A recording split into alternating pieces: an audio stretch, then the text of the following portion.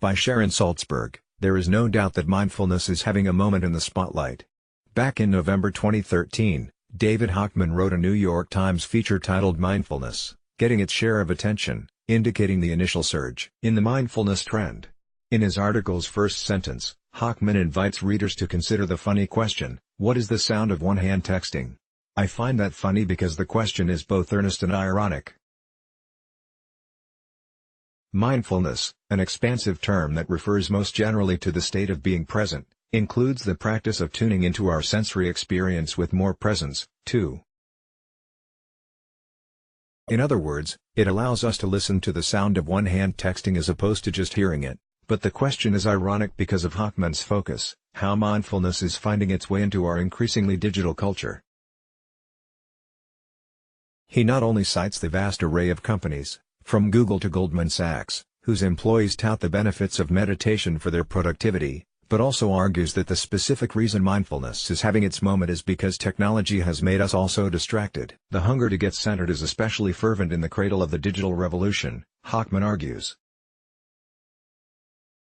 None of us can seem to pay attention anymore, so the so-called mindfulness revolution is gaining momentum as a way to stay connected to the here and now. Anagarika Sri Munindraji, at the Insight Meditation Society in 1978 with Sharon Salzberg.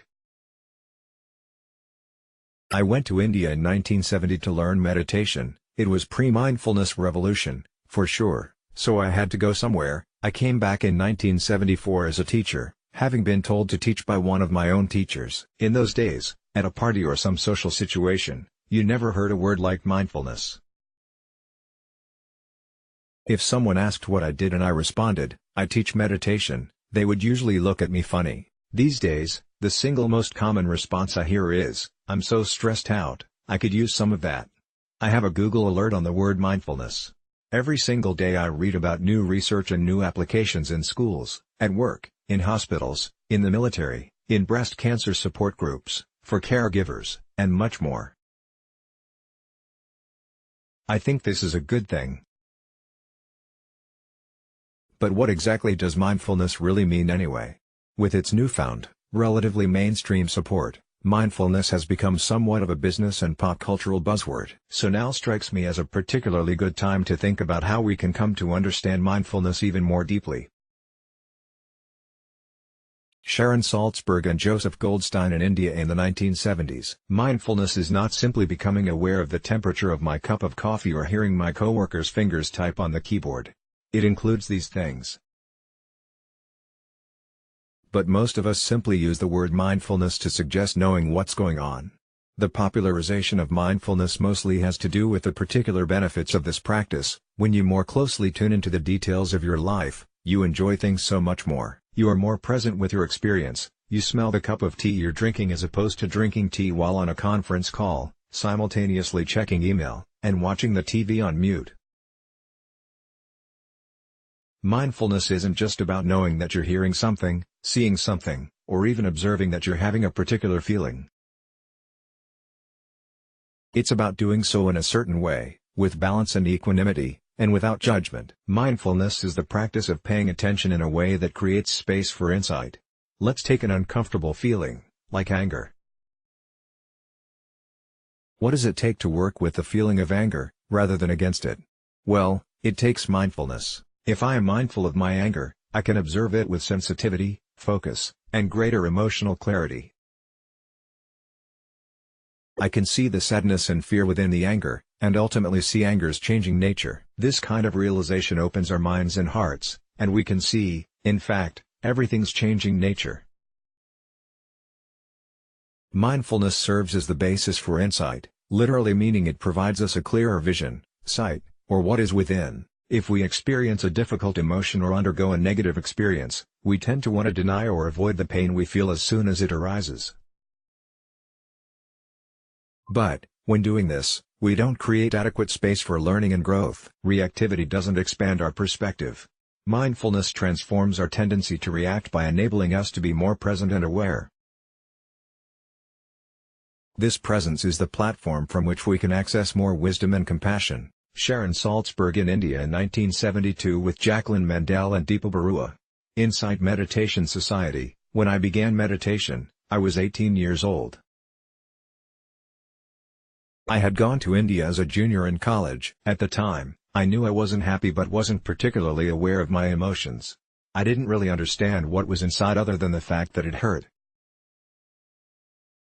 Many of my closest friends are people I met at my first retreat in January of 1971. I'm somewhat famous amongst the group of people for once having marched up to my first mediation teacher and saying, "I never used to be an angry person until I started meditating," thereby laying blame on him.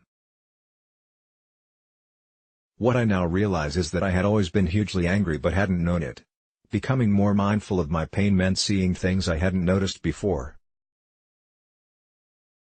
I began judging everything I saw, and mindfulness allowed me to identify that. For me to come to a place where I actually could just be aware of suffering in a balanced way inevitably meant loving kindness and compassion for myself. I think that's true for many of us, if not all of us. That's why I think it's an implicit cultivation. We can't be mindful, really, without compassion. Mindfulness helps us create a certain kind of relationship with experience in order to make ourselves available for greater wisdom and insight. That way, we can see what we feel, even if it's judgment, pay attention to it, and allow it to exist without condemnation, without that constrictive gesture of pushing away. A retreat in India taught by A.S.N. Goenka, where Insight Meditation Society founders Sharon Salzberg and Joseph Goldstein met in 1971. It may seem bizarre that something as clinical sounding as paying attention is essential for creating the space in ourselves for real, sustainable happiness. But actually, the difference between suffering and happiness all depends on what we do with our attention. Do we position happiness as something outside of ourselves, or do we allow ourselves to look deeply within and feel whole as we are? Mindfulness is what can permit us to no longer feel like victims of our negative emotions. Instead, it allows us to understand our intentions and gain awareness of our emotions as they arise. As they arise, we pivot, we continue to pay attention, and our world continues to open up. Science agrees, which is undoubtedly part of the popularization. A 2011 study conducted at Mass General Hospital, with the headline "Mindfulness Meditation Training Changes Brain Structure in 8 Weeks," examined the brain structure of 16 participants for 2 weeks before and after they took an 8-week mindfulness-based stress reduction progress test at the UMass Center for Mindfulness, MBSR. Results showed measurable changes in participants' brain regions associated with memory, sense of self, empathy, and stress. Meditation actually produced actual changes in the brain's gray matter. Long story short, by practicing mindfulness, we aren't simply just more aware. We open ourselves up to greater discernment, compassion, and an intelligent, empowered sense of choice. This is mindfulness. Let's block ads. Why?